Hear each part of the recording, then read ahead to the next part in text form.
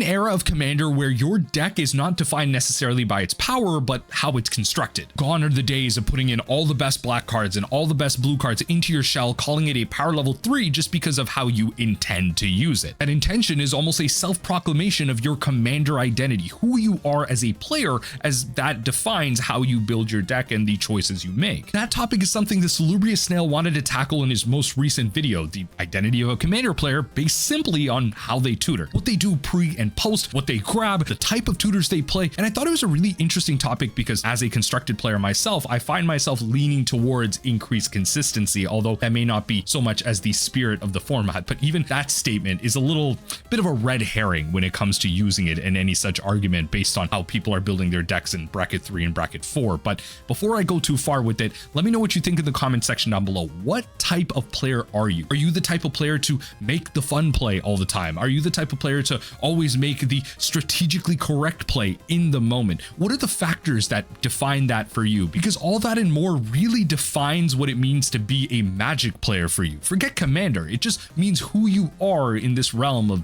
being a planeswalker in this silly little game we play. Simple question that determines what type of EDH player you are. And based on the thumbnail, it has something to do with tutors. So I'm guessing it's like how you tutor or what you kind of tutor for pre and post, what makes that decision. I tend to play up a lot of tutor. I've been building up like actually a lot of black-based strategies recently. So I found myself like using all of my game changer slots for like Demonic, Imperial Seal, Vampiric. Those are cards that I all own and I end up just using all my slots for that. Is that correct? I'm not completely sure. It just feels like the right way to go when it comes to building like bracket 3 decks. Now, when you build like bracket 4, then the floodgate opens. It almost feels like you should go like all the way. Although there is like a bit of a range. You could go like, oh, low bracket 3, high bracket, or low bracket 4, high bracket 4, something like that, right? Now you can't play your Imperial Seal as like your 4th game changer because that pushes you into that whole new bracket. So stuff like that is really interesting. I'm wondering how Salubrious Snail kind of addresses that. Let's see what this is about.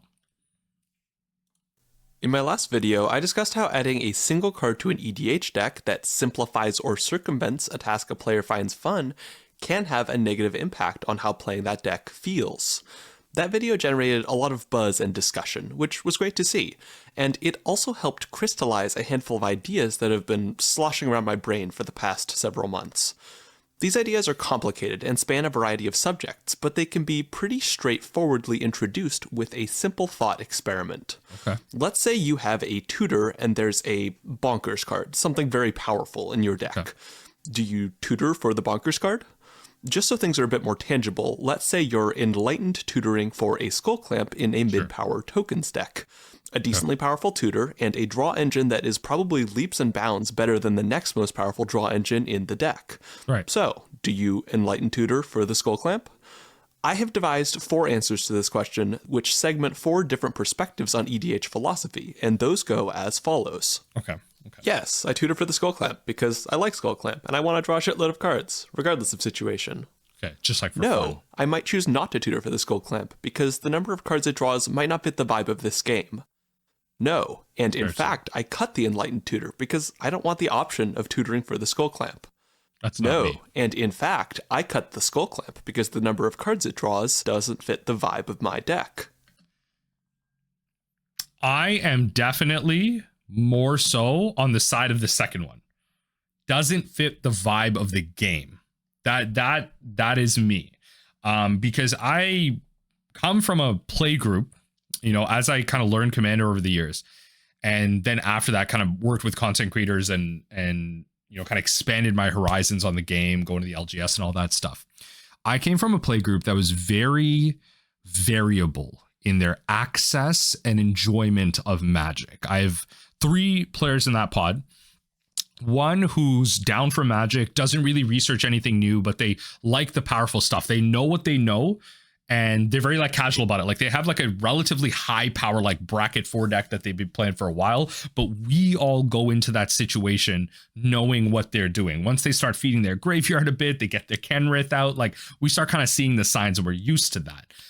When it comes to one of my other players, they are the mill player. They're the one that also doesn't necessarily follow the game too much. They're here for the vibes. They like Magic, but they're not keeping up to it. They're too scared about going to the LGS. That's like too far for them. They like playing with us, so they don't upgrade too much. And then when it comes to the last player, they're kind of in the middle. Like they don't necessarily enjoy the super powerful stuff. They're relatively updated with Magic. They might look it up every so often, but at this point in the game, like I'm pretty much miles ahead than everyone else being the content creator. They're kind of not necessarily following up with Magic. And so I'm kind of that bridge piece where, yes, I built a couple of decks recently. The most recent deck that I played against them was my Obeka deck. My Obeka deck that not only, you know, got extra upkeeps, which is a completely new concept to them, right? But they also played with the initiative. Another resource piece that you can't necessarily interact with like emblems do. And so that introduced like this weird, like interesting think piece for them. And like, they're generally okay with it because of how I presented the deck. I had that rule zero conversation with them, but I also had to be aware of like when I introduce my win condition, when I tutor for something, because Throne of the Dead 3, the last mode of the initiative, lets you look at the top 10 for a creature. And there was a point in that game where when I was winning, I had to choose between going infinite on the spot or doing the fun thing and winning with Plarg. And now Plarg and Nasari lets me on each upkeep exile each opponent's top card, each player's top card, I believe, and an opponent exiles, like chooses one, and I can choose 2 out of the other 3. And so I can just start casting some 2 cards. Now I could have gone Deadeye Navigator and got infinite with my board and won on the spot. But I didn't think that was a good introduction to that deck. I didn't want to be that guy, even though I am the combo player at the table. I do prefer winning with combos versus just attacking in. And so being with that play group, I have learned to be flexible in this situation. I have learned to be not always going for the win when you have it, because sometimes it's just about the gathering. And I think this is an extension of that.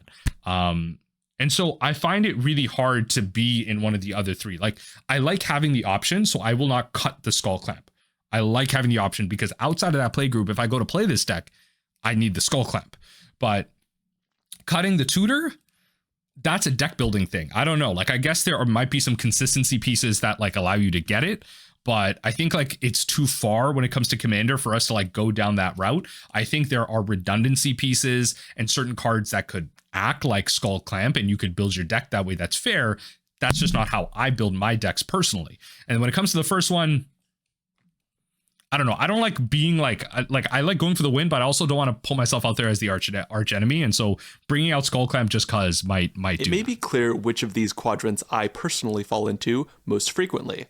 The fourth one I've found, or sometimes the first depending on deck, but right. I want to acknowledge that the others exist. Okay. I've gotten a lot of comments from people who likely fall firmly into one of the first 3 quadrants. People saying something to the effect of, but wait, Alex, have you considered this? I think you forgot to consider this. So I now want to consider the other 3 of these perspectives in depth and where they come from. What core animating forces drive people to engage with this format the way they do? I've split this video up into 2 parts because I've found that the first 2 perspectives here and the last 2 perspectives here really demand 2 different lenses of analysis. Right. So in both the first 2 cases, both cards exist. In the last 2 cases, one card doesn't exist. If you want to hear me discuss the final 2, you can keep an eye out for that video about a week from now. Definitely will be doing a react on that one. Let's get into the first 2 quadrants. The first one is the person who does tutor for the good card because they want to play the good card. Okay. This is, on its face, entirely understandable. Magic the Gathering is a card game where players try to win games, and winning games is fun. More powerful cards win more games, so they end up being seen as especially fun. Yo, shout out to Hullbreaker Horror, by the way. Quick aside, but I've recently been, like, the thing I've been doing on Arena is, like, playing a crap ton of best of one, but playing, like, Belcher on Timeless. Yo, Hullbreaker Horror is actually such a crazy Magic card underneath Omniscience, because the amount of times I've won with the Hullbreaker Horror loop, like, tutoring for something like the One Ring, and then you cast a card, bounce the One Ring, play that card, and then you play the One Ring, bounce the card you cast, tap the One Ring to draw a card, and it's just like a way to like draw through your deck. Hullbreaker Horror just does some super crazy things. One of my favorite things to play underneath Omniscience. In some sense. This may be directly related to the fact that they win more games, but in a format like EDH, it could also be a more indirect force. They feel good to play. They generate reactions from others. They have a mystique about them, born from years of being heralded as powerful. There's a reason why Vintage Cube is one of the most popular cube formats on MTGO. Shout out to Vintage Cube being always open now. I don't know if some of you don't know that. A lot of people are having a lot of controversial opinions about that, where the allure of Vintage Cube, which it was like that artificial scarcity. And I think like in the article, they almost like kind of mentioned that they didn't want Vintage Cube to be always on because they wanted to bring attention to some of their other formats. Vintage Cube was so popular, but some people kind of counter argument that like, because it's that artificial scarcity, because it's limited, it was more exciting because it was like a time thing, kind of like how pop-ups work in real life now. It's exciting because it's like limited. You go to it, this is the time, and so you get a lot of attention. Will that happen to Vintage Cube? Will it fall off? Will it, now that more eyes are on it, more people can play it at more times, will it get like more solved, more changes? I mean, I think a lot of recent iterations of Vintage Cube people have had a lot of kind of criticisms of, but just wanted to shout out the fact that it is now like always on there for a limited time. They're making it always on, which is kind of funny, but they want to test it as an experiment. So go play it, go check it out, and let the MTGO team know. Are these powerful cards more inherently fun than any others? No, but they're famous and alluring, and playing them pokes a little good card dopamine button residing in the brains of a lot of players. The EDH player who runs good cards and tutors to find those good cards more often may be doing so because they want to win more games, but they also may just be looking to poke that button more. And Can you blame them? It's fun to play a Skull Clamp and draw a ludicrous number of cards. It is. I think most players go through a stage of this at some point in time. I certainly had the experience of optimizing a mono-black pile with Cabal Coffers and Necropotence and such like 10 or so years ago, and I remember the excitement I felt. For some players, that excitement persists long-term, and I'm happy for those players.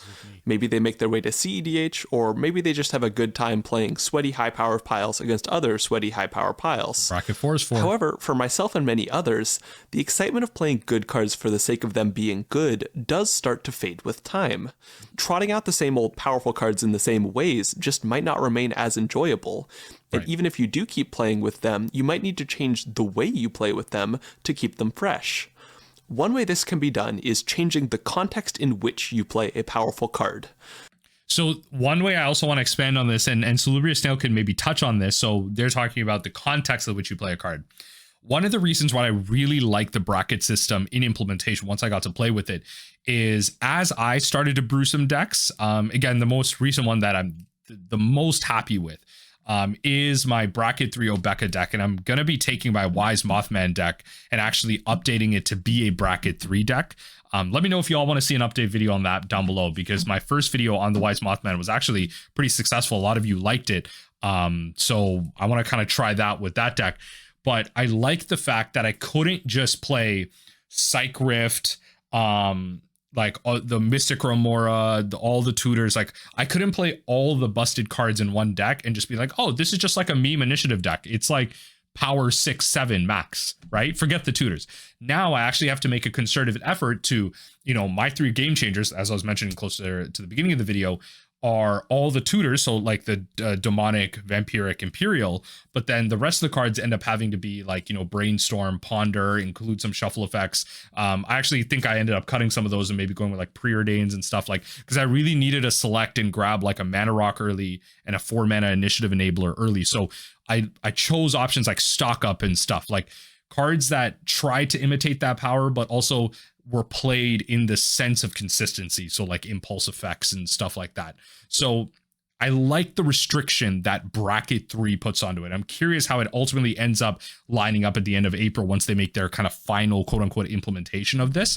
But just overall a big fan of how it gets people to think, find analogous effects, and find parallel abilities that do similar things for what the deck wants. And I think it gets a lot of people to really think about deck building in a different way. An ancient tomb that curves into a Bolas' citadel is very different from one that curves into a bunch of tree folk, and a Necropotence that draws into an infinite combo is very different from one that draws into a bunch of clerics from the 2000s.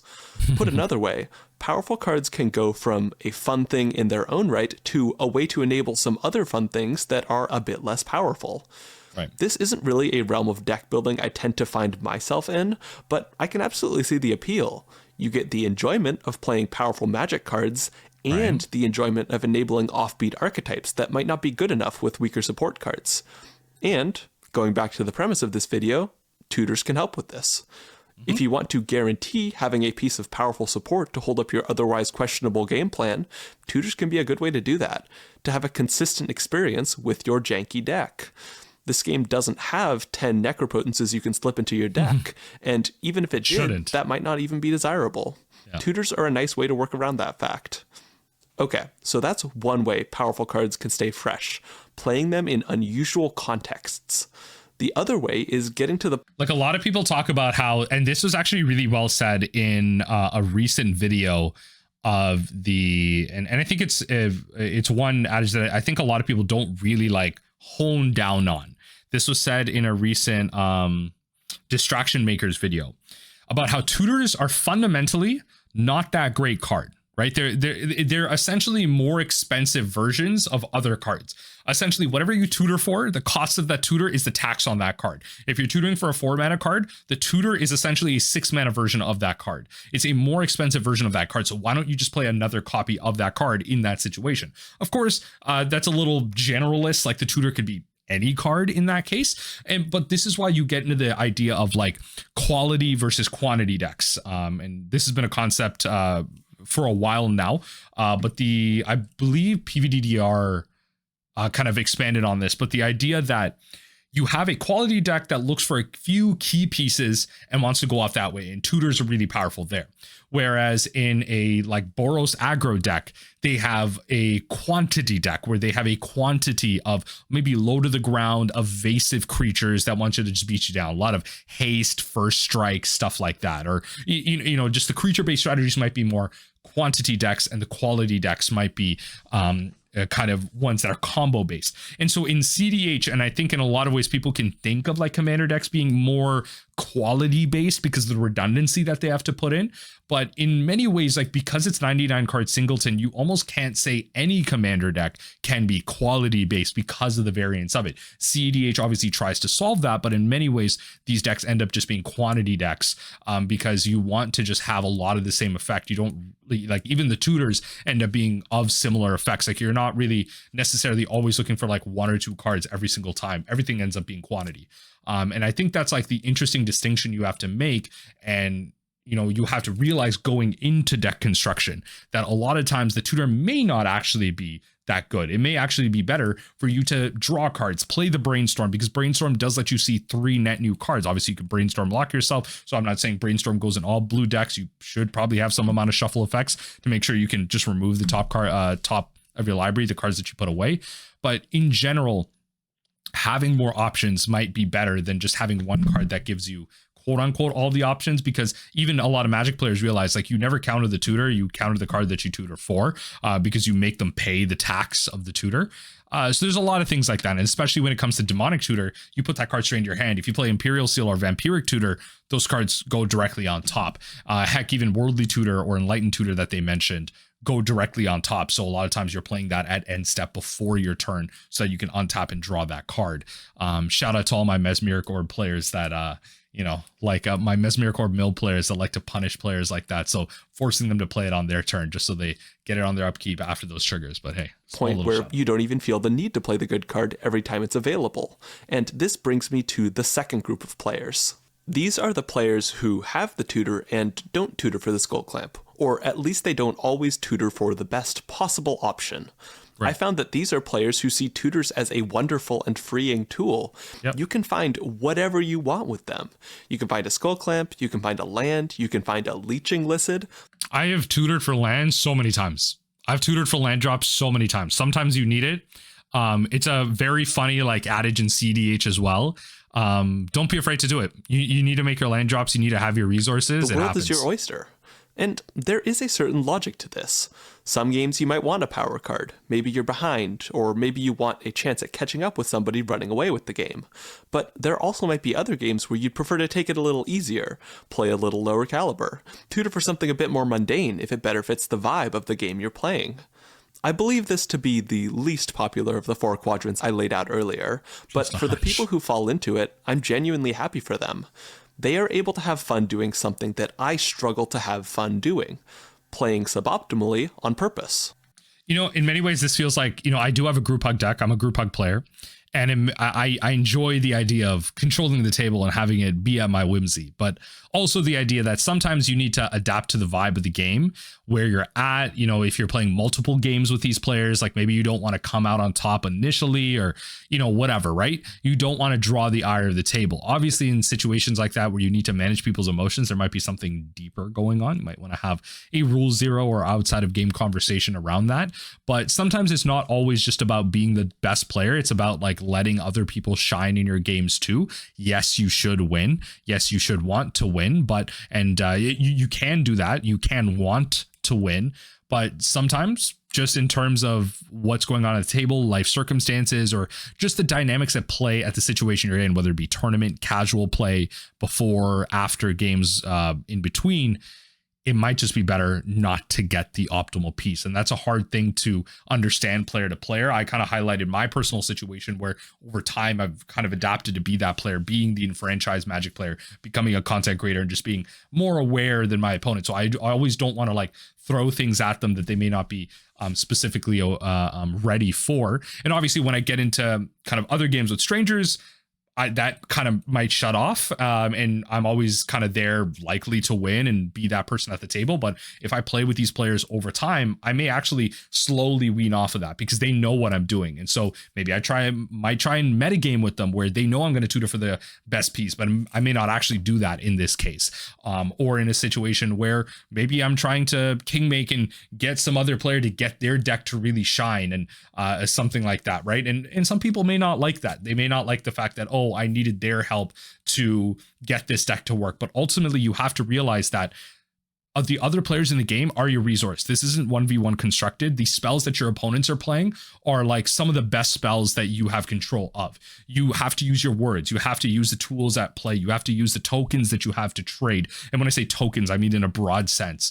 The resources that you have to give to someone else to take advantage of their resources are the best things that you can do to have your deck shine. You should not be building commander decks, especially at bracket 3, without the understanding that, or I believe, without the understanding that you can use your opponents to your advantage and the cards that they're playing. Maybe once you get into bracket 4, especially in CDH, you kind of let that go. And CDH, even still then, there are some situations of table talk happening as to how to direct a counter spell. This is what they're doing. You might be missing the point. Maybe you should wait, not counter, do this, blah, blah, blah. There are situations like that, maybe a little less so. But again, you have to be able to use your opponent in a multiplayer situation, use your words, open your mouth, and you'll find that you'll have a lot better time, not always tutoring for the optimal thing, but getting your opponent to do so. One of the ways this actually works a lot, before I kind of let Salubrious Snail go again, is letting your opponents react first. Like, tutors can honestly sometimes be fixed by the idea of like, follow turn order. You may have the tutor to have the answer,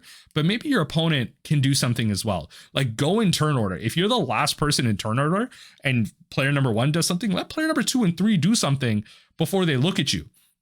Make them have it. Be like, if they both look to you, be like, I don't know if I have this. Do you guys have something? They're like, we usually look to you. I don't know. You have open mana. Do you have something? They're like, I think I can do it with that. And you're like, okay, encourage that.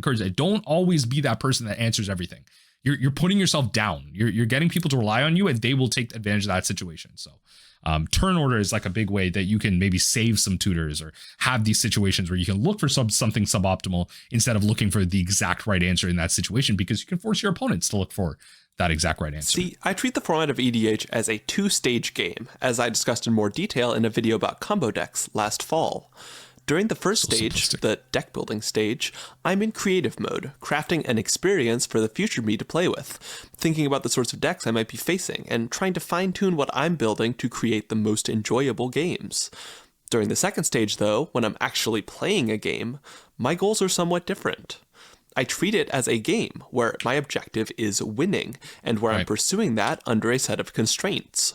These constraints consist of the tools given to me by my deck building self, as well as the limitations of the type of table engagement I prefer, which is generally very open and disclosing of information I think my opponents should have. I'm not doggedly pursuing victory at all costs, but I also don't like playing suboptimally once I'm in a game. Right. If I need to make a suboptimal choice or hold back in some way, it pierces the immersion of the game and kind of takes me out of it. I still will do this under some circumstances, but I don't like doing it, and I certainly wouldn't set up my deck in a way where I expect to need to do it on a regular basis. I know I'm not alone in this either. A lot of people dislike playing suboptimally, and another segment of players... I think this is a little disingenuous, though. Okay, and you know what? Maybe it's the type of player that I am. I like options. I love options. Cards that do multiple things. Oh my God, chef's kiss. MDFCs, 10 out of 10 cards, right? I like having options, and getting those options means that you have suboptimal choices. There are choices that you can make. There are cards that exile a singular graveyard versus exiling all graveyards, but there's a difference between them because the singular graveyard might cost less, but then all graveyards is good at that point. It's really good at that point. But you have to then analyze for yourself, like, there are going to be plenty of situations where it's correct for the table to exile for all, but it's actually pretty correct for you to just exile for one, which means it saves you mana. Now you might be able to use that extra spare mana to cast a draw spell, cast another creature, cast your commander, whatever it might be. So I don't know, like, I think like there are plenty of situations where the optimal play is even like misconstrued based on the situation. You have to, it's very context driven, right? There are hard and fast rules, especially when it comes to CEDH, about what is correct in that situation. But once you take it out of CEDH, because that's a dogma, that's like a mentality playing in CEDH. When it comes to bracket 4, bracket 3, I think like the world's your oyster. Things like really open up, and there actually are a lot of situations, a good portion, a reasonable percentage. I'm not saying a majority, I'm not sure, but I feel like there is a reasonable percentage of time where the optimal scenario is context dependent on the lens that you're viewing it from. And so when they say not making the optimal play takes them out of the game, I think you might be viewing it from a wrong context. I think you're not convincing yourself of the right way. Somebody they know is playing suboptimally. It almost feels like an insult. You can interpret somebody choosing to make worse choices as them saying, "Oh no, I don't need to put full effort into this game. What you're doing there isn't requiring that of me." Now, realistically, the sort of player who is... Yeah, and that's perfectly fine. As I mentioned, it doesn't require me. I don't need to exile your graveyard. I just need to exile player 1's graveyard. Player 2, you can do whatever you want. I don't care. It's not a flex. Like, yeah, I could have exiled your graveyard too, but that leaves me with... Again, this is a very, very specific scenario, but just highlighting how, you know, a mass graveyard spell, you know, something like, this is a dumb example, but Relic of Progenitus. Let's say my Urza Saga goes off. I need Graveyard Hate. Relic of Progenitus comes down for free. I still need to activate that thing for one, and exiles everybody. But then the downside is Relic of Progenitus is my option, but I also have Tormod's Crypt if I need to hit someone in the face singularly, or maybe I have Soul Guide Lantern. Now, Relic of Progenitus allows me to pay one more, exile all graveyards, and then draw a card. But it exiles all graveyards, but I don't want to do that. Soul Guide Lantern is the correct choice. But the Soul Guide Lantern doesn't let me draw a card. The Soul Guide Lantern is exile opponents or pay one draw card. Now, if I need a draw card, I'm going to go with the Relic. But that's not, quote unquote, necessarily the optimal choice, because maybe that's the only option I have left, and now I'm left with no cards in hand. It might actually have been better to play the Soul Guide Lantern and threaten the exile, whereas my opponent now knows, hey, if you play that, you lose your graveyard too. Go ahead. Go do it. I'm going to force your situation. You're going to do it. But then the Soul Guide Lantern, because it doesn't affect you, might be a way for you to manipulate that. Again, this is a very specific scenario. Obviously, you're playing Urza Saga, which is obviously a more powerful card. You have some artifact tutor shenanigans in there, so maybe you have some other options. Like, there's a whole lot of multifaceted things. I'm just highlighting how with the variance in Magic cards, the wording and how they're used is very intentional. And to call it optimal and suboptimal doesn't really make a lot of sense if you give yourself these options. If you build your deck in a way that has options, I don't know too much about this argument. I don't know how much I believe this way. But for somebody who is in a somewhat more competitive mindset, it's not hard to take this interpretation. This type of player may also seem very different from most other ways of playing the EDH format, and indeed, it does take a different mindset, a different perspective on the nature of winning a game, maybe even different ideas of what a game should look like. However, going back to the two-phase model of Magic the Gathering, this difference could be as simple as reversing the ordering of optimization in terms of deck building versus playing. I play in a more optimized style and deck build in a less optimized style, but it's easy to imagine a type of player who puts more optimization effort into the deck building phase and is a bit more laid back and casual when they're actually playing. I might feel a little weird about somebody else making choices that notably worsen their chances of winning, but I've also had people complain about me making the same sorts of choices in the deck building stage of things. The most dominant feature of casual EDH is some degree of suboptimality, Yes. and I generally think of that as being in the deck building part of things, but it seems reasonable enough that it could exist in the playing stage instead. As a final note, going back to the comparison between these two player types, a way that these two players are a bit more similar is in the character of their decks. They're generally both happy to play tutors, and they are both happy to play with powerful cards as well, maybe even when those cards feel a bit overtuned compared to the rest of the contents of a deck.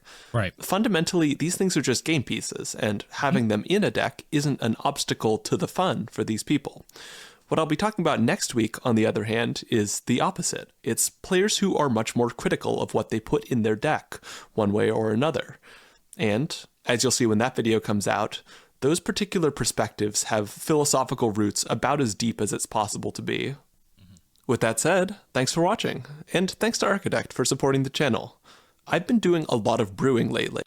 I mean, speaking of brewing, one of the most optimal things that I was doing recently in my Obeka build was I was obsessing over, I wanted to get an initiative deck going, and I found that a lot of the initiative creatures were 4 converted mana cost. So I knew that myself, the way I wanted to build this was I wanted to consistently go land drop, then play a 2 mana rock on turn 3, land, be able to play a 4.